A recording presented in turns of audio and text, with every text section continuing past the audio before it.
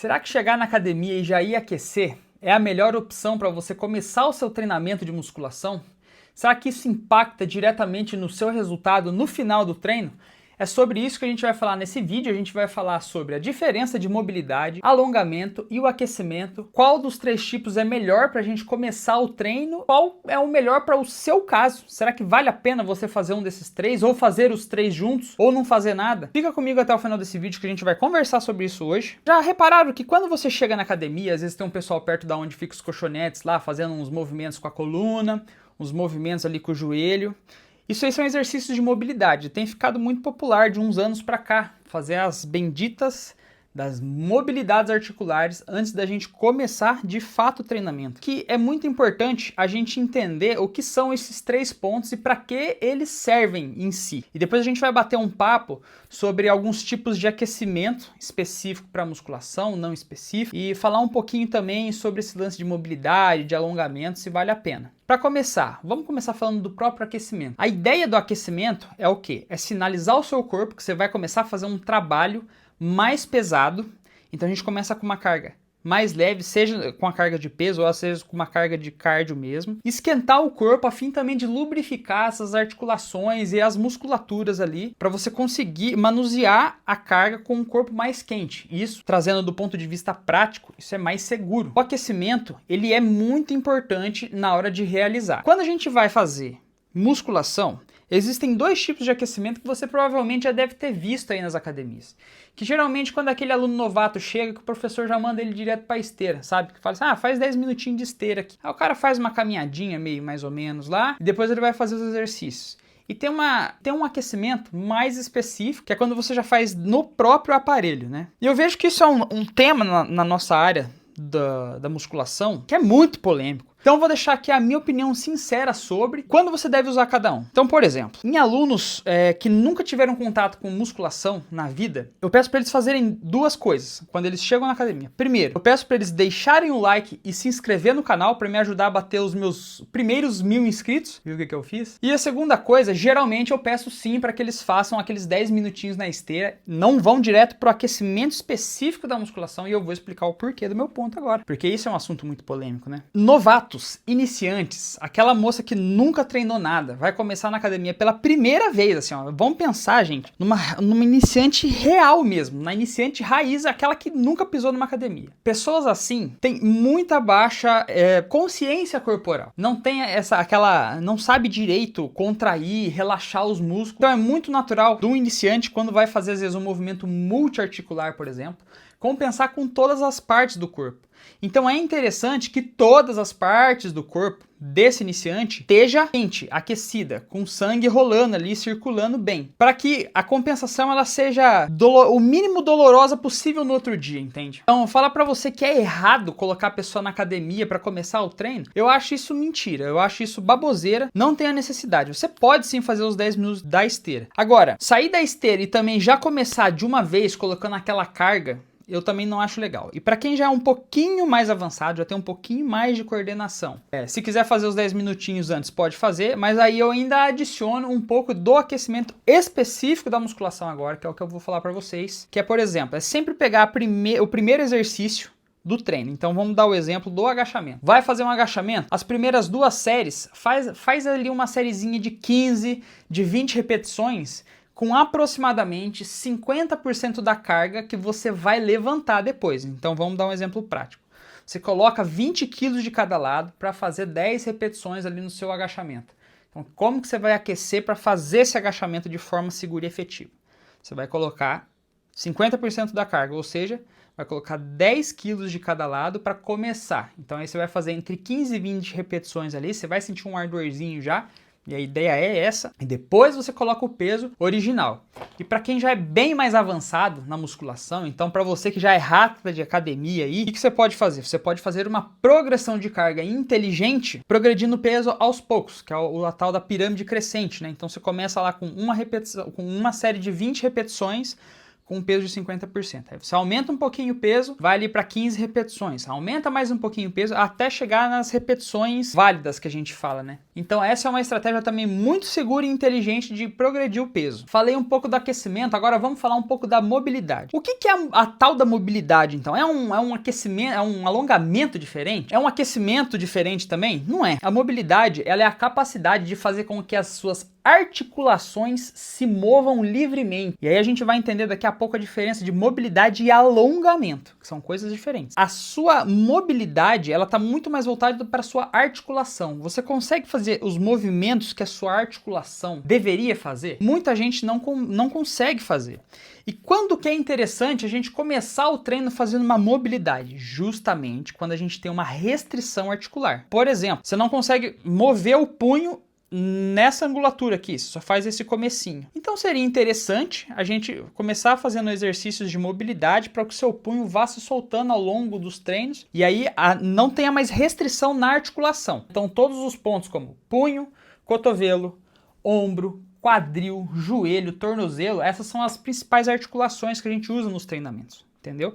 Então, não restringir essas articulações, não ter restrição de flexão de joelho, por exemplo, do cotovelo, do ombro principalmente, ela é muito importante. E por que ela é muito importante? Porque a falta de mobilidade de uma articulação pode gerar uma dor. Exatamente. Então, muita gente que, por exemplo, tem aquela dor aqui atrás das costas, sabe? Ou tem uma bursite no ombro. Isso tá 100% ligado à sua mobilidade escapular. Olha, todos esses 6 anos que eu já atuo na área, eu não me lembro de ter uma pessoa que não tenha dor no ombro, que tenha uma boa mobilidade de escápula. Com base nisso, quando que é legal a gente usar, por exemplo, a mobilidade para começar? Pessoas que têm baixa mobilidade, o próprio nome já diz, pessoas que têm dor. Então, quando você começa mobilizando aquela articulação específica, ela tende a movimentar melhor, ela se solta mais e que, por consequência, você consegue ter um movimento mais limpo, mais livre, uma articulação que mexe mais. Isso, do ponto de vista biomecânico, ele é interessantíssimo. E tem também uma forma de você potencializar os seus exercícios através da mobilidade.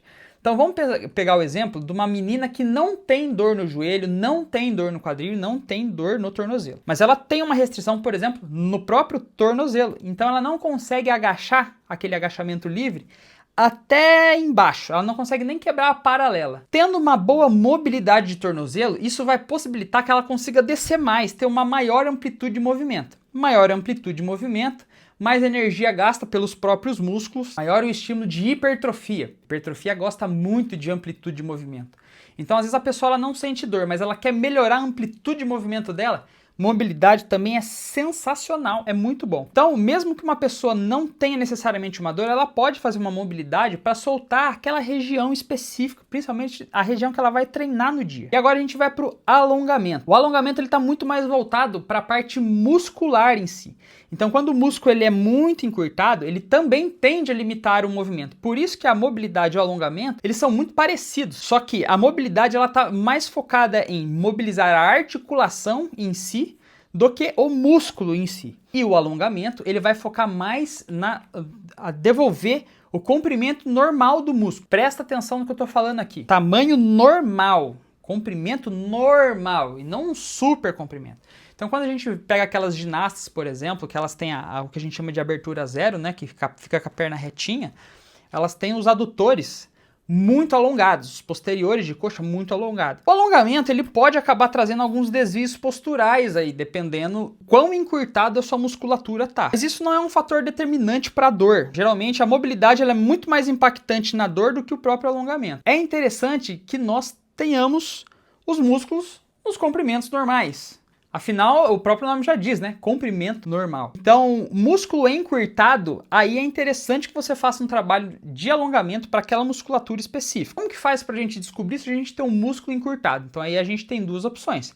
Primeiro, a gente pode fazer alguns testes e que você não precisa se preocupar com isso se você for aluna da minha consultoria online, Shape Prime. O link tá aqui na descrição. Volte a ter aquela autoestima de verdade, não ficar refém do seu corpo, tá? Link tá aqui na descrição. Vamos perder essa barriguinha e definir essas pernas aí. Ou você pode notar mesmo que a sua movimentação, você não consegue esticar, ela é muito travada. Então isso também é um sinal de encurtamento. Então vale lembrar o seguinte, as 3 coisas são importantes, tá? Mas quando que a gente usa cada coisa? Então primeiro, vamos direto para as dicas práticas já. Você é uma pessoa pessoa que tá sem tempo, você não tem tempo para treinar, você vai ter que escolher uma delas só para fazer, já começar mandando ver na outra. Eu não gosto de iniciar os alunos sem aquecer. O aquecimento eu acho que é o mais importante de todos. Se você é um aluno que tem dor, se você é uma pessoa que tem dor, eu recomendo fortemente que você faça sempre a mobilidade junto com o aquecimento antes do treino. Mesmo se você tiver que fazer os 3 itens, se você conseguir planejar e encaixar bem certinho, em menos de 5 minutos você já matou tudo isso. Então vamos lá. O aquecimento, ele é muito importante. Se você é uma pessoa iniciante do absoluto zero, eu acho que vale a pena você gastar umas 2, 3 semanas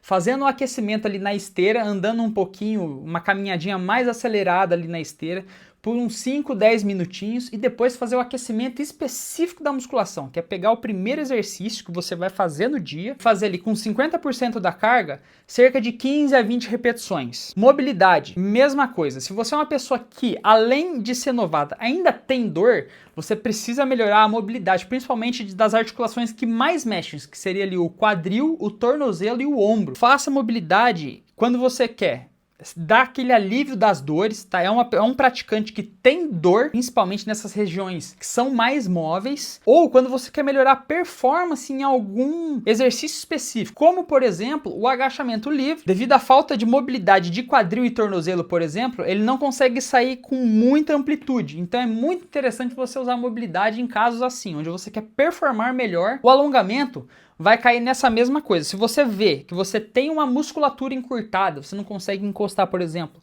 a sua mão na ponta do pé, tem um posterior muito encurtado, o alongamento ele vai te ajudar, então você pode fazer o alongamento também antes de começar. Então assim, ó, em casos que você deve escolher um porque você não tem tempo, eu sempre vou sugerir para que você comece e sempre escolha o aquecimento e deixe os outros 2 de fora. Se você tem dor, você tem que dar um jeito de fazer uma mobilidade também. Se não for antes do treino, você pode fazer um treino em outro horário para fazer só a mobilidade. O alongamento, sempre que você notar que algum músculo específico seu está encurtado, é muito bem-vindo fazer um trabalho de alongamento, ok? Gente, esses parâmetros que eu coloquei é para quem não tem tempo de escolher. Agora, se você tem tempo disponível para fazer, eu sugiro que você faça os 3. É lógico, você não vai fazer isso para todos os músculos do seu corpo. Eu, por exemplo, quando vou fazer os 3 dentro de uma sessão de treino, eu não gasto mais do que 7 minutos. Porque eu sei quais são os músculos que geralmente ficam encurtados em mim, sei quais as principais articulações que eu preciso dar foco no meu corpo aqui, então eu não faço mobilidade para todas as articulações do corpo. É só para que eu vou treinar no dia e para alguma específico. Geralmente quando eu vou treinar perna é só para tornozelo e quadril, eu faço um de cada. E alongamento, por exemplo, no dia que eu vou treinar perna, eu faço só para posterior de coxa. Então entende que você não precisa fazer 1 milhão de exercícios, às vezes você só precisa direcionar para o seu caso.